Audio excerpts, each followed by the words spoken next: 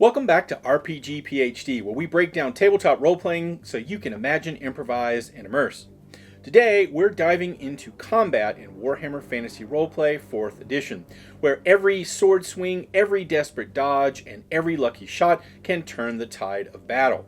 This is part 2 of our series on how to play Warhammer Fantasy Roleplay, so if you haven't seen part 1, make sure to check it out first for the core mechanics and an introduction to percentile-based play. Now, grab your dice, ready your weapons, and let's get into the brutal, tactical, and sometimes downright chaotic world of Warhammer combat.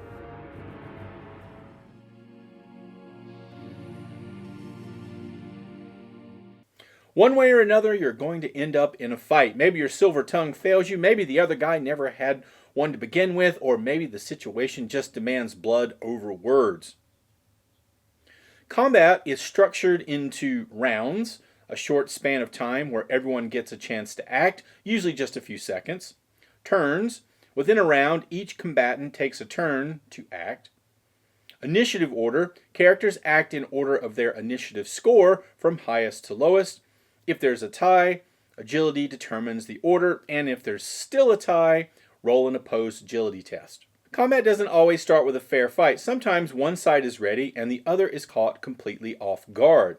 If your GM rules that your enemies are unaware of you, they're surprised and don't act in the first round of combat. This can happen when ambushing an enemy or if an enemy sneaks up on you. And if you're the one caught off guard, you might be the one standing still while your foes close in. Combat follows this structure. Determine surprise. Is anyone caught off guard?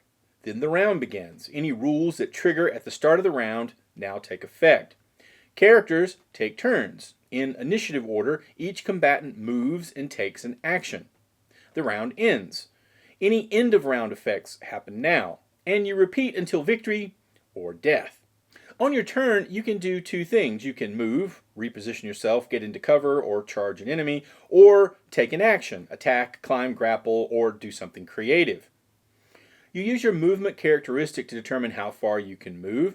If you need to climb, jump, or navigate tricky terrain, you might need to roll an athletics test.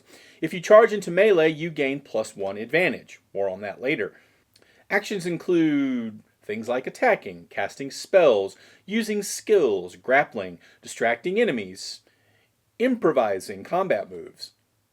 And some actions don't take up your turn, like shouting a warning or drawing your weapon. These are free actions. But if an action requires a test, it's a full action. Attacking comes in two main forms: melee attacks and ranged attacks. Melee attacks, you must be adjacent to your target. Both combatants roll an opposed melee test, rolling their melee skill and comparing success levels. Whoever gets the higher success level wins the exchange. If you win, you hit and gain +1 advantage. If you lose, your opponent gains +1 advantage instead. For ranged attacks, your weapons must be within range, and you must have line of sight. You roll a range test using your weapon's skill. If you succeed, you hit and again gain +1 advantage. If you fail, you simply miss. Your opponent doesn't gain advantage from your failure. Hit locations. So you reverse your attack roll to determine where you hit, and you consult the table. A roll of 23 to hit becomes a 32, which hits the right arm. Damage equals your weapon damage plus success level from an attack roll. Melee weapons use your strength bonus plus the weapon's damage, and ranged weapons used a fixed damage value. Applying damage, wounds suffered equals damage minus toughness bonus plus armor points. And if damage exceeds their total wounds, they take a critical wound, and you roll on a critical table. If damage is 1 or less, they shrug it off, only losing 1 wound. Criticals and fumbles. Critical hits. If you roll doubles, 11, 22, 33, etc., on a successful attack, you land a critical hit. Your opponent immediately takes a critical wound, and you roll on the critical table. Fumbles. If you roll doubles on a failed roll, you fumble, and you roll on the oops table to determine what terrible thing happens. Maybe your weapon breaks, maybe you fall, or maybe you hit an ally by mistake. So, advantage in losing it. How to gain advantage. Winning a pose test, you gain +1 advantage when you win an attack. Charging an enemy, you gain +1 advantage. Defeating an important NPC, you gain +1 or +2 advantage. And the benefits of advantage are that each point of advantage adds plus 10 to your combat rolls. If you build up 5 advantage, you gain plus 50 to hit, defend, and resist effects. And this is how you lose all of your advantage. Losing an opposed test, taking any damage, gaining a condition, stunned, prone, etc., being outnumbered, and having 0 advantage at the end of the round, or if the combat ends. So let's take a look at a combat scenario that sort of walks us through step by step all the things that we've mentioned previously. First of all, we have Talik, who's a human mercenary. They have a melee basic of 42, strength bonus of 4, toughness bonus of 3. They have 12 wounds. They have armor 1 on their body and their arms. We have Para, who's an elven rogue, melee basic 48, agility 40, strength bonus 3, toughness bonus 2, 10 wounds, and no armor. We also have a cult leader, which is melee 45, a strength bonus of 4, a toughness bonus of 3, 14 wounds, and armor 2 on the body and the head. Then we have a cultist minion, which is melee 30, strength bonus 3, toughness bonus 3, 10 wounds, and armor 1 on the body. So first we want to determine surprise. So Talik and Para sneak into a dark cult hideout. They succeed on a stealth test against the cultists' perception tests, catching them off guard and giving them the surprised condition. The effect of the surprise condition is that the cultists cannot act in the first round. Talik and Para gain +1 advantage for initiating combat against surprised opponents. Now we're going to determine initiative order for the fight. Para has a 40, the cult leader a 38, Talik a 36, and the cultist minion 30. Since the cultists are surprised, only Para and Talik act in round 1. Round 1 begins.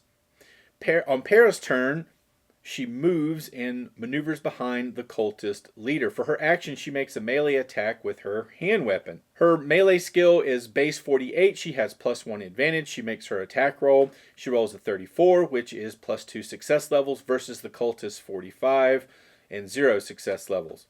Para wins the opposed test and gains +1 advantage, now at +2.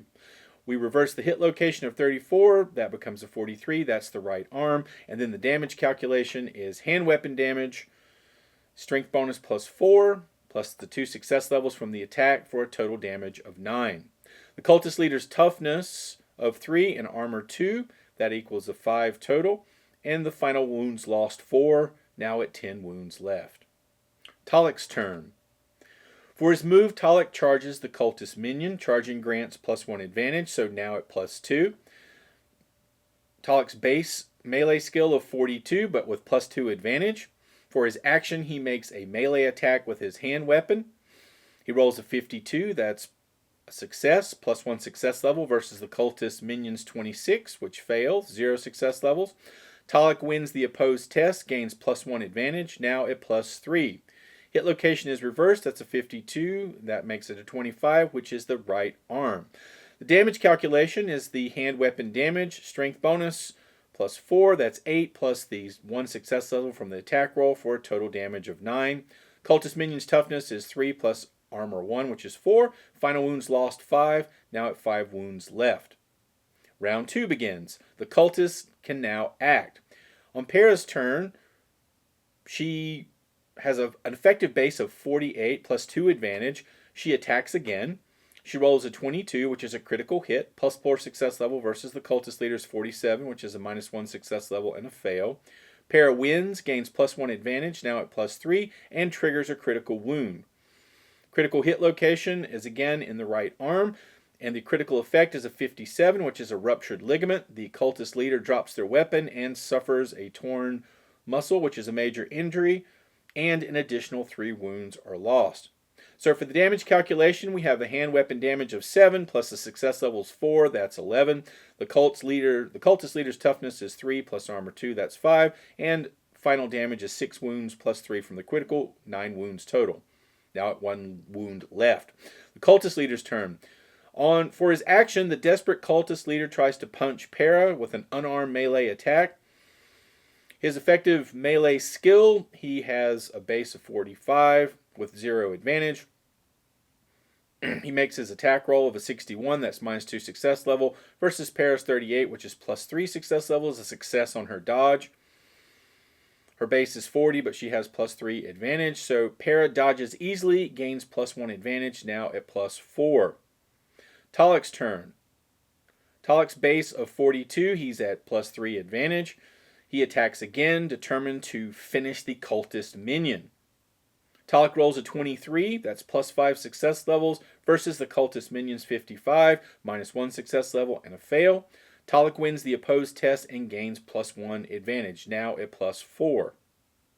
Hit location, we reverse 23, again that's the right arm. The damage calculation is hand weapon damage, that's strength bonus +4.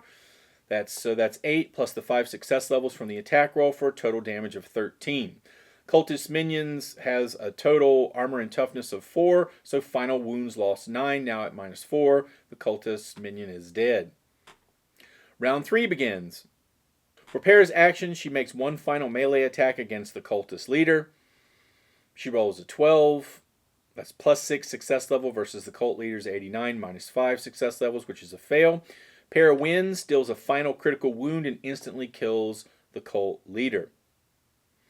The final damage calculation is damage 7 plus the success levels, that's 13, versus a toughness and armor of 5. Final wounds lost 8, now at -7, and very dead.